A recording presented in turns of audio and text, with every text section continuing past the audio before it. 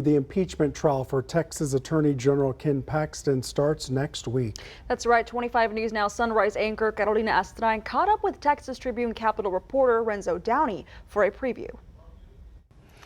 With the upcoming Ken Paxton impeachment trial just a few days or weeks away, we want to get an update, a preview rather, to the impeachment proceedings from Capitol reporter Renzo Downey. Welcome, Renzo. Thanks for having me. Always a pleasure. So talk to us about what's the kind of activity, what's the talk that you're hearing from the Texas State Capitol before this impeachment trial begins? Yeah, so Attorney General Ken Paxton was impeached back in May, but lawmakers in the Senate have been building up to the impeachment trial, which is beginning Tuesday. So there's going to be a lot of activity in the Capitol. This is the first time in 50 years that there's been impeachment proceedings in the Senate, and a lot of folks don't know what this is going to look like exactly. Sounds like there's dozens of witnesses that are potentially going to be lining up in the Senate, so that's going to be an interesting sight, to say the least. And they're also doing some crowd control in the gallery, limiting how many folks can be in there. But this is going to look like something, if you recall back to the impeachment proceedings against President Trump. This is the Senate who's acting as the jury.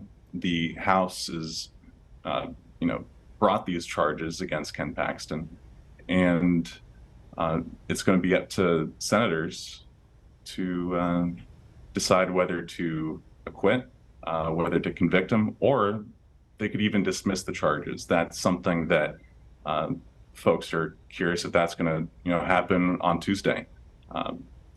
There's a series of motions, legal activity that Ken Paxton's attorneys have filed, and so the Senate is going to take a look at those first. Some of those include just dismissing the charges outright before the trial even begins. Sounds like that may not happen. There's been a lot of talk that Lieutenant Governor wants this to be a fair trial.